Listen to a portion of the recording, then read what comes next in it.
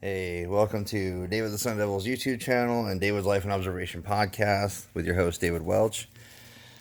Quick video on something that is really getting out of hand and could have cost somebody their life this morning. False reports. When you're a business or a business owner or just a person in general and you file a false report, and that false report's not only caught on video, but now they have the audio record and cops come in because I don't fault the officers for some of what they did. They came in and they were ready for a gunfight. Like somebody reported this morning that an individual who was filming had a firearm on their person. They were threatening people. So law enforcement does what law enforcement does. They go and secure that scene. Wrong, right, or indifferent. That's what happened. So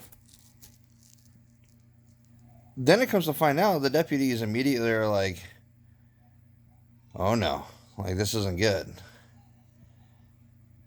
Deputies come in. They violated the Bain Act and the First Amendment of the individual who was filming because they turned off her cameras.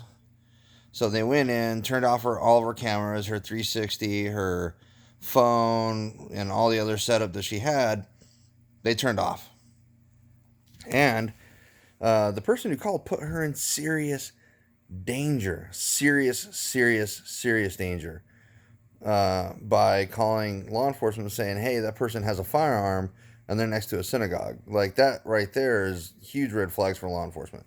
So them coming in like gangsters and securing the area and putting people in handcuffs, that is gonna happen. That I don't see anything. I don't really see anything wrong in their actions outside of turning off cameras. Now, law enforcement really should have asked some follow up questions, or the dispatchers really need to get to the understanding and have better follow-up questions for people who are making those reports. And then for that individual who made the false report to just drive away, to be able to just drive away, is wrong all day. If you make a false report and it endangers the life of the person you called on, you should absolutely be in cuffs right that instant and be going to jail. Absolutely. Because you put that person and the lives of other people in danger by calling law enforcement, dudes with guns and badges, to come secure an area because you fear for the safety of others by asserting that someone who doesn't have a firearm has a firearm and is, threatening people outside of a synagogue. The police are going to respond. They are going to be very agitated. They are not going to play with anybody. They are not going to even engage in conversation. Really, they're going to give demands, and then they're going to cuff people up until the situation is secured. And they will kill a motherfucker if they have to. Heaven forbid. So let's say this happened in Arizona. Arizona is an open carry state. We're allowed to have firearms. We are allowed to walk around with our firearm. We are not, however, allowed to make threats with our firearm, brandish our weapon, or anything like that. Those things are definitely not allowed.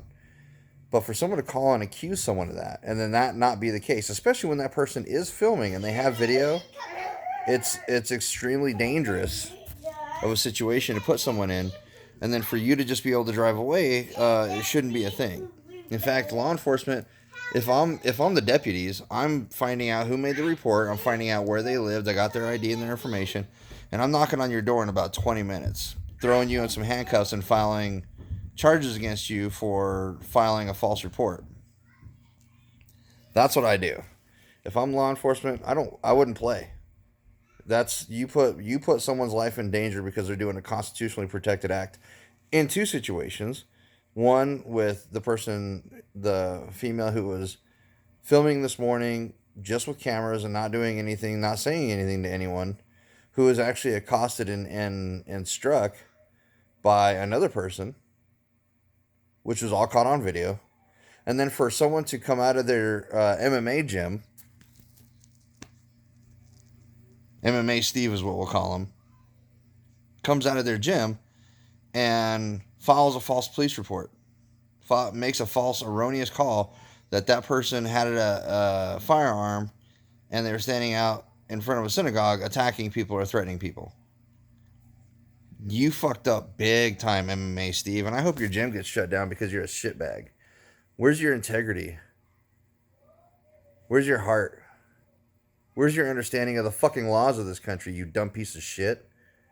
I hope somebody puts you in a rear naked choke in jail and butt fucks the shit out of you, you dumb shit. Do I wish violence on this MMA Steve? Yes, I do, because he put someone in danger. He put someone in danger to the point where they could have lost their life. It would have all been on camera, and then he would not only be screwed with the law. I'm making a video, honey. I want to make a video. Then you can go make a video with Mom. Dad's making a video right now. But we gotta get ready for the. Okay, then go get ready. But Mom said go get ready from Dad. No, go upstairs and get ready. Your clothes are upstairs anyway. My kid's getting ready. We're getting ready to do the pumpkin patch here in a little while. But yeah, do I wish harm on that individual? Absolutely. You know, am I going to do harm to him? No, I'm not even in the same fucking state. But do I wish harm on that individual? Absolutely. When you put someone's life in danger like that, you deserve all the hate and discontent coming towards you. You do. Not only from the law enforcement aspect of, hey, you filed a false report, but from a human aspect of, hey, you could have cost that person their life, and you would have been okay with it because you feel justified in the sense that they were doing something that you didn't like. What a piece of shit you are. What an un-American fucking thing to do. And I'm going to say that all day. People who do that shit, people who make false reports and lie to the law enforcement officers for people with just a camera, you are grade A piece of shit un-American fuckers who don't deserve to be Americans. You deserve to have your citizenship fucking revoked because you made a false report to law enforcement that could have cost someone their life. I understand people err, I understand people fuck up, but that is egregious. That is egregious to lie to law enforcement just to get someone hemmed up. I don't care what community you're in. I don't care if it's the religious community, the medical community, the law enforcement community. I don't give a fuck what community, the MMA community. I don't give a fuck. If you're an individual who does that, everything bad that should happen to you deserves to happen to you, and I hope karma ass rapes you. I really do. And that's kind of a violent thing to say about someone or to someone, but I don't give a fuck. I really don't. When you do shit that could have cost someone their life, you deserve all the fucking hate and discontent you get. You really do. You deserve karma real fucking bad. Moving on to another issue that's been kind of plaguing my mind is not just with false reports, not just with the Fresno shooting that happened and the Dallas-Fort Worth incident. We have other things that are going on in the world of politics that are in the world of government, in the world of America, that is leading towards an eventuality that's not going to be good for everybody. That's not going to be good for anybody, really. Because we're getting to the point in America where enough has happened and enough is going to happen that's going to tip the iceberg of civil war or civil unrest in this country to the point of civil war. And a lot of people are going to look at this video later on down the road, and or if the civil war doesn't happen, one of two things are going to happen. Either the civil war does happen, or the civil war doesn't happen, and one of two outcomes of that will be true. Either people are going to be okay with an extreme police state that they won't be able to recover from, or the other option is we liberate ourselves and give us more freedoms and battle back on how big our government's getting and how big for their britches they are. Everything happens for a reason. Everything happens for a purpose, and I believe that right now at this stage in history that we're to the point where Americans are becoming disgusted with how things are going in politics, how things are going with our government officials, and we're making changes, but we're not making changes fast enough. We're not making changes to the point where it's like other countries. Other countries are like Chile and Lebanon and other places. That's some serious civil unrest going on there. China, where people are in the streets. There's protests every day. There's battles every day. In America, we do protest, but we don't normally protest unless there's like a murder caught on tape that was extremely egregious, extremely heinous, and it was done to a person of color. That's when the fuck Americans decide to protest. Or they believe, like we got the environmentalists who will protest, and I don't begrudge them protesting. I really don't, but like it's they don't have the numbers that people who've been wronged by law enforcement produce when it comes to the protest numbers. Not that that should count for nothing. It does. It counts for everything when they protest and they do their thing because they're legally and lawfully allowed to do so. But we're coming to the time of year where uh, law enforcement is going to be on overdrive over the next 3 months. We have Halloween coming up in the next couple days, and law enforcement does not play. If you guys are going to be out and about on Halloween and driving drunk and stuff like that, or putting weed candies in kids' bags, you will get caught. And if you don't get caught, karma's going to come fuck you up. Don't do it.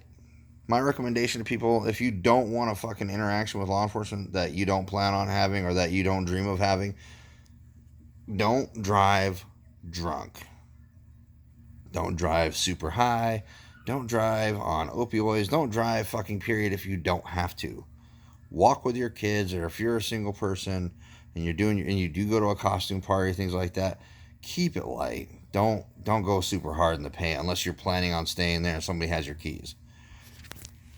Make sure you have a DD, all these things. Because I'm doing this, I'm saying this for your best interest.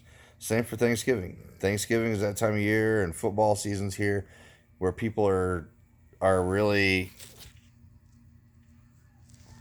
going hard in the paint when it comes to drinking and partying and things like that. So keep that on a low aspect.